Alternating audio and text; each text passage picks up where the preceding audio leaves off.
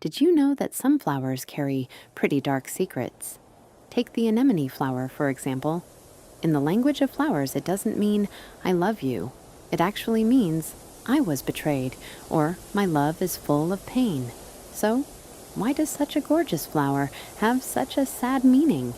It all goes back to a famous Greek myth, a story of a goddess, a handsome mortal, and a horrifying act of jealousy. Let's dive into the tragic love story behind the anemone. Our main character is Aphrodite, the goddess of love and beauty herself. Normally, she was the one making other people fall in love.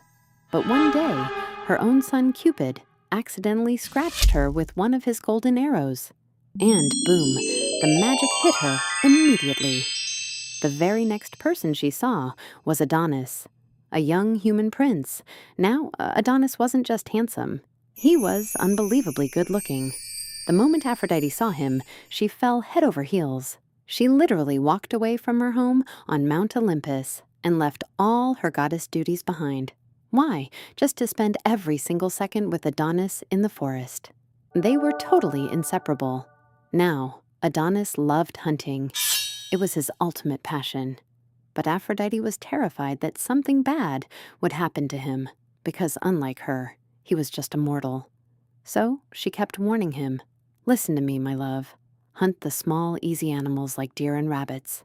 Stay away from the scary stuff like wild boars and lions.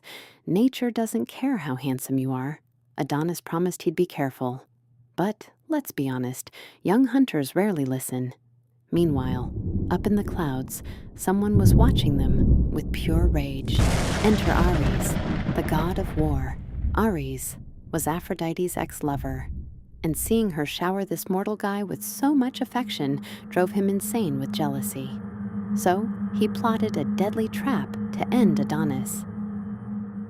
One day, while Aphrodite was away briefly on her flying chariot, Adonis headed out into the deep woods, completely alone, to hunt. As he walked through the quiet forest, the air suddenly turned cold. Out of the shadows stepped a terrifying, gigantic wild boar. This was no ordinary beast. It was actually Ares himself, who had shapeshifted into a monstrous boar to get his revenge. Adonis didn't realize it was a god. He threw his spear, hitting the creature. But instead of falling, the furious beast let out a terrifying roar and charged straight at him. Adonis tried to dodge, but it was too late. The boar drove its sharp tusks deep into his side. Adonis collapsed onto the forest floor, bleeding out in the quiet woods. Aphrodite heard her lover's cries from the sky and rushed down instantly. But when she arrived, Adonis was already taking his last breath.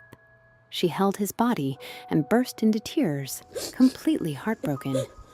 Determined to make sure the world would never forget her love, she poured a sweet divine nectar over the blood pooled on the ground. As soon as the nectar mixed with Adonis's blood, red buds started popping up from the soil. Within seconds, beautiful blood-red flowers bloomed everywhere.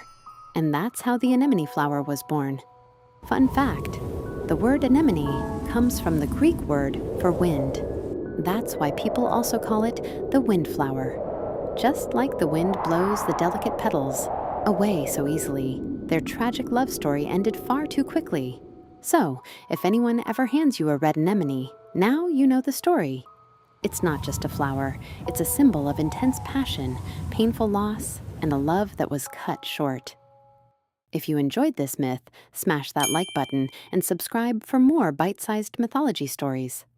What flower myth should we cover next? Let me know in the comments below.